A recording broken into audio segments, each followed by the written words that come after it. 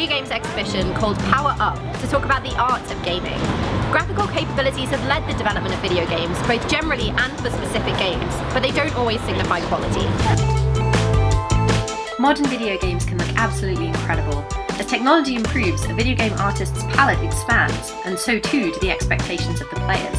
With Microsoft announcing that their upcoming Xbox One, codenamed Project Scorpio, will be 4K compatible, it's clear that a subset of the gaming community is all about appearances, but there's more to art than the number of pixels.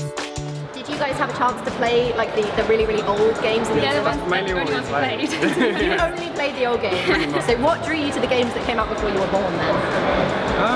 It's seeing, I know the level of challenge I always quite like in those games. I guess it's limited by technology, but there is an interesting aesthetic to it. There's some really interesting cinematics and shapes as well. Like, Yeah. you know that you're playing that game right at the start, you know, the one with the ships. Oh yeah, Flying one. it's Horrible. it's But like the Lilac Wars, but like the older Lilac Wars. Really, I can't really remember old what it was. one. But all it was like basically time, some rectangles Yeah, and yeah. that's it.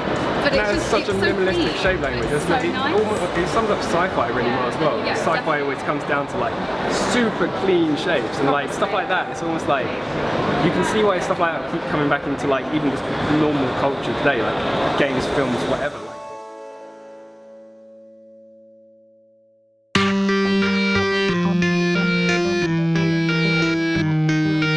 Art assets are expensive, so as players expect more and more detailed graphics, the cost of game development goes up, and some games cost hundreds of millions of dollars to create. Only a few studios can afford to sustain that kind of expectation, and so smaller studios turn to cheaper styles that, as with the technologically limited games of the past, can still be beautiful.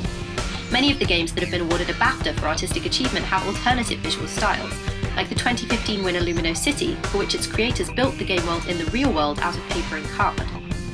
While some new game formats have technological limitations that are reminiscent of the early days of game development, like virtual reality games with their need to display two screens at once, some developers are imposing these limitations on themselves. After all, one of the most popular games of all time, Minecraft, is made up of low-detail blocks.